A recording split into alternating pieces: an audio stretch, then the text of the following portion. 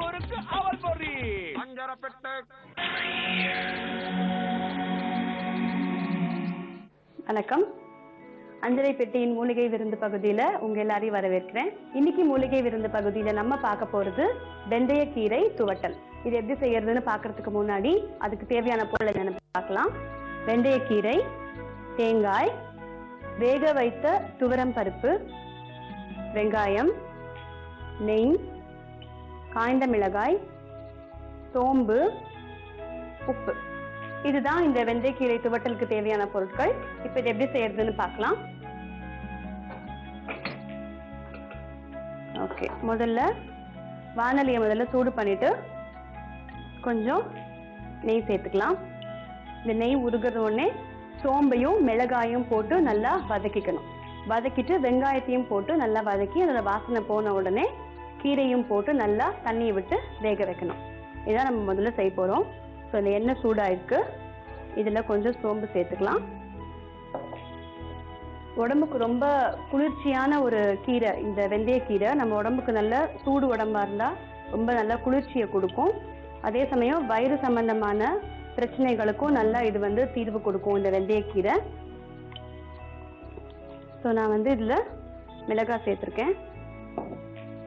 மிளகாயும் சோம்பும் நல்லா வறுத்துட்டு இதோட நம்ம வெங்காயம் சேர்த்து வதக்கிக்கலாம்.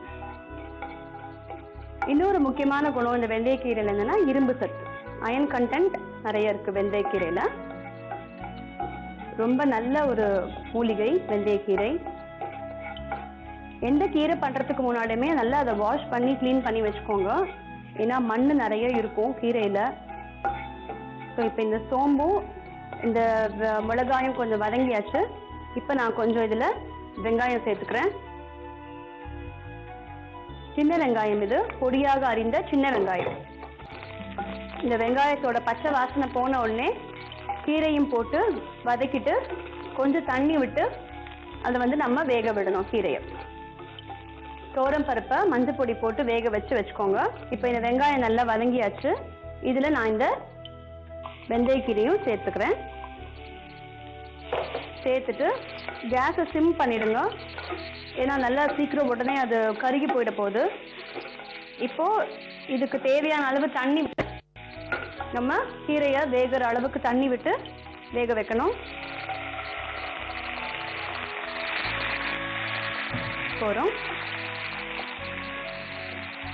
ஓகே,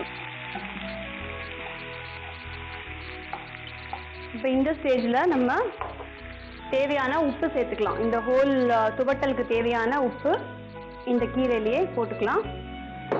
போட்டுட்டு ஒரு கலக்கி அதை விட்டுடுங்க. இந்த கீரை நல்லா வெந்த உடனே இறக்கிடலாம். இறக்கிட்டு வேக வச்ச தோரம் பருப்பையும் தேங்காயும் போட்டு கலந்து வச்சோம்னாக்கா நமக்கு வெந்தயக்கீரை துவட்டல் தயாராகிடும். ஸோ இந்த கீரை வேகிற வரைக்கும் நம்ம கொஞ்சம் வெயிட் பண்ணலாம். ஸோ இந்த கீரை நல்லா இப்போ வெந்தாச்சு. இப்போ நான் கேஸை ஆஃப் பண்ணிட்டு இதை நான் இறக்கி வச்சிடுறேன்.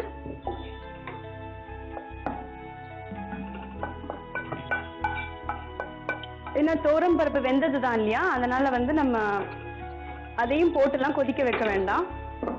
இப்போ இந்த வெந்தயக்கீரையோட நம்ம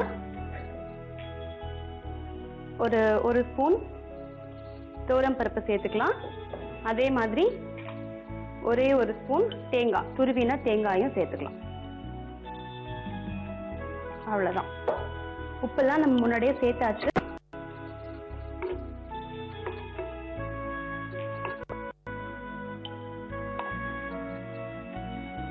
ஸோ வெந்தயக்கீரை துவட்டல் தயாரா இருக்கு.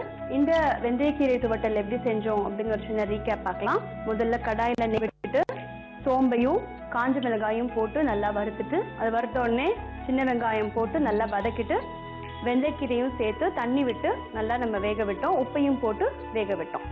அது வெந்த உடனே அதை இறக்கிட்டு வேக வச்ச துவரம் பருப்பு ஒரு ஸ்பூன், துருவிய தேங்காய் ஒரு ஸ்பூன் அதோட சேர்த்து நல்லா கலந்து வச்சுட்டோம். இதுதான் இந்த வெந்தயக்கீரை துவட்டல். இந்த வெந்தயக்கீரை துவட்டலை நிச்சயமா நீங்க எல்லாரும் உங்க வீட்டுல பாருங்க. உங்க எல்லாருக்கும் இது கண்டிப்பா ரொம்ப பிடிக்கும்.